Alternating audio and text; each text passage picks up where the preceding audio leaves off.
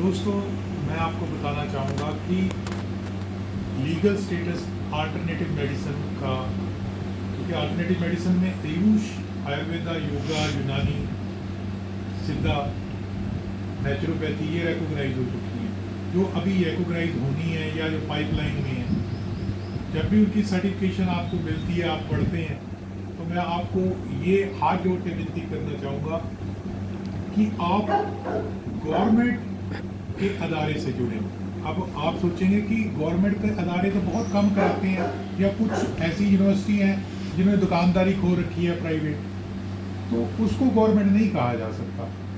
आपने government of ministry external affair, विदेश मंत्रालय और मिनिस्ट्री ऑफ होम अफेयर का रिप्रेजेंटेटिव होते हैं माननीय SDM साहब, तो उनसे आपने अपोस्टाइल जरूर करवाना है अपना माइग्रेशन सर्टिफिकेट। तो अल्टरनेटिव मेडिसिन हो, फर्स्ट एड वॉलंटियर हो, CMSED हो, जिसके बारे में कंट्रोवर्सी है, जिन कोर्सेज के बारे में, आप अपनी क्रॉस वेरिफिकेशन को लाइफ टाइम सिद्ध कर सकते हो।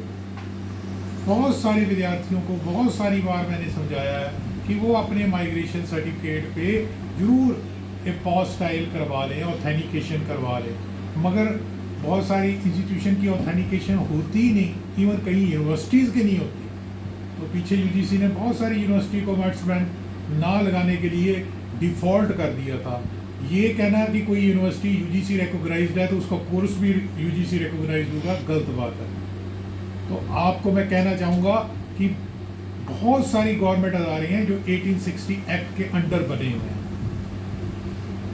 आप CBSE को RTI लगाइए, ICSE को लगाइए, मिनिस्ट्री ऑफ HRD को लगाइए, आपको मालूम हो जाएगा RT के बाद में। अब क्या है, लोग मेरी RTI लेके बैठना चाहते हैं, मगर गवर्नमेंट से डायरेक्ट पूछना नहीं चाहते। बहुत सारे लोग हैं जो कहते हैं कि CMSED BMS के बाद CMO क्या हमें NOC दे देगा। मैं उनको ये कह देता हूँ कि आप CMO से पूछ लो, उसके बाद वो मेरे से बात नहीं करते। इसका मतलब गप्पे हाँकने में बहुत ऊपर हम चले जाते हैं, मगर शेर को बांधना है तो जिगरा तो चाहिए।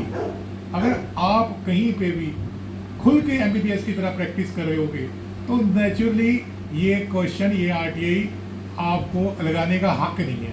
अगर आप प्राथमिक उपचार दे रहे हो, अगर आप सही में प्राथमिक उपचार की पढ़ाई करा रहे हो और आगे वो प्राथमिक उपचार दे रहे हैं, तो उनको कोई डर नहीं।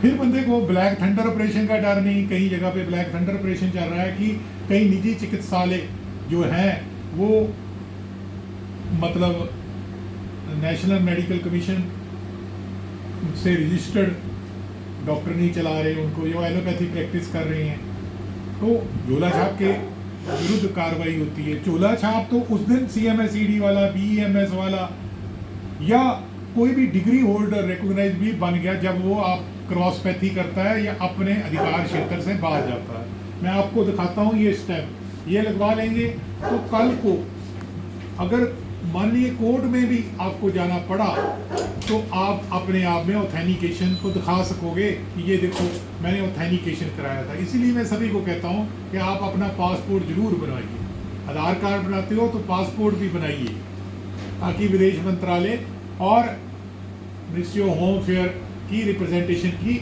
मोहर लग सके। ये मैं आपको दिखा रहा हूँ, फिर दोबारा दिखा रहा हूँ।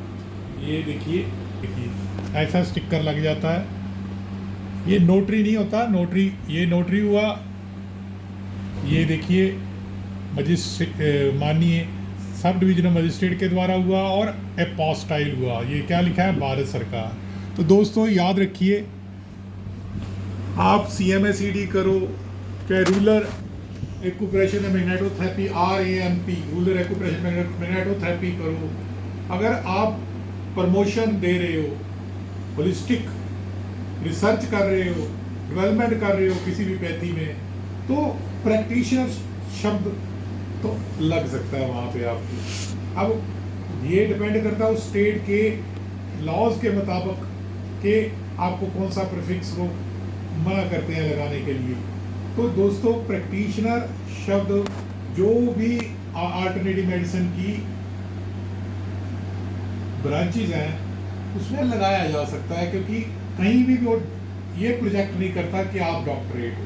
वैसे देखा जाए तो एमबीबीएस भी डॉक्टरेट नहीं है, बीपीटी वाला भी डॉक्टरेट नहीं है, बीएमएस भी डॉक्टरेट नहीं है, बीएचएमएस भी डॉक्टरेट नहीं है। डॉक्टरेट होते हैं सही माने में पीएचडी वाले। अच्छा लगा, लाइक करना, सब्सक्राइब करना और शेयर करना। धन्यवाद।